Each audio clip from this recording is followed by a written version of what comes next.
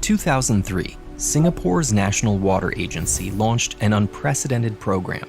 Using 2 new facilities, they planned to provide more than 50% of their nation's water supply by recycling wastewater. And yes, we do mean that wastewater. While this might seem like a desperate decision, this program had been planned for decades to ensure the island nation never ran out of clean water. And today, as climate change increases the frequency and duration of droughts worldwide, more and more regions are facing this problem. But is it really safe to reuse anything we flush down the toilet? To answer this, we have to understand exactly what's inside this cloudy cocktail. Wastewater is classified into several types, but the primary 3 are gray water used in sinks, bathing, and laundry, yellow water containing just urine, and black water, which has come into contact with feces. Globally, we generate enough wastewater to fill about 400,000 Olympic-sized swimming pools every day.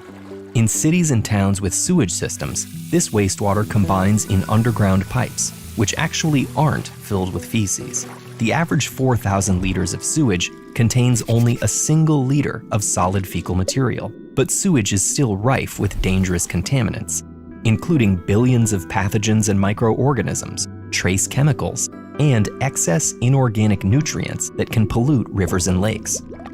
So even if we aren't planning to drink this concoction, we still need to clean it, which is why sewer systems typically run to wastewater treatment plants.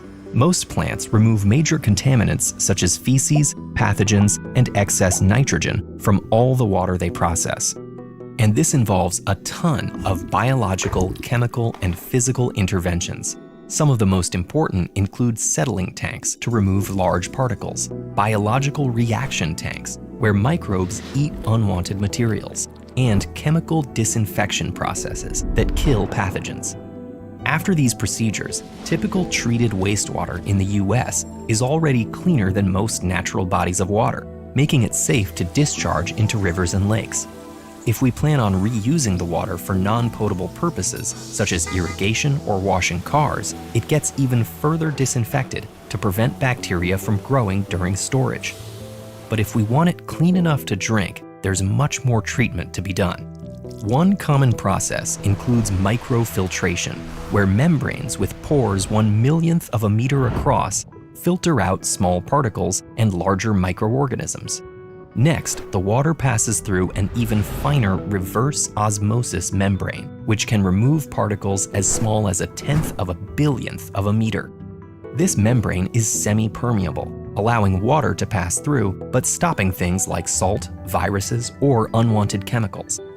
After this stage, UV lamps are plunged into the water, emitting radiation that permanently damages the genetic material of any lingering life forms.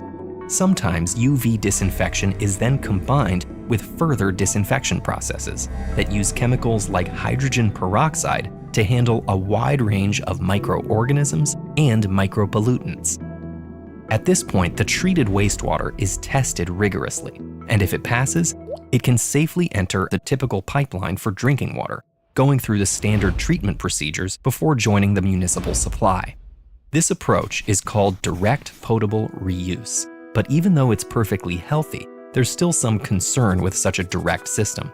Instead, most places opt for indirect potable reuse, where the treated wastewater is discharged to an environmental buffer, such as a reservoir, lake, wetland, or groundwater aquifer. After some time in this environment, any lingering chemicals from the treatment process will diffuse and degrade. Then, the water can be extracted and enter the drinking water pipeline. Indirect potable reuse is the process used in Singapore, and it's become an increasingly common lifeline for arid regions in the US. But this system is only feasible in places with centralized sewer systems and infrastructure for pumping water into people's homes. This means it can't help communities dealing with the most serious sanitation issues, where access to clean water is a daily struggle. Researchers are investigating smaller-scale technologies to recycle sewage into potable water on-site, but helping these communities in the long term will require us to take a closer look at all the water we've been wasting. So, how did we get to the point where we figured out how to safely recycle wastewater? How do we know we can actually trust this science? Are you aware of the safety of your drinking water? Our water experts provide essential solutions for ensuring your water is safe and healthy. Please ensure to fix your appointment with us at +91 9508 343 848. Thank you.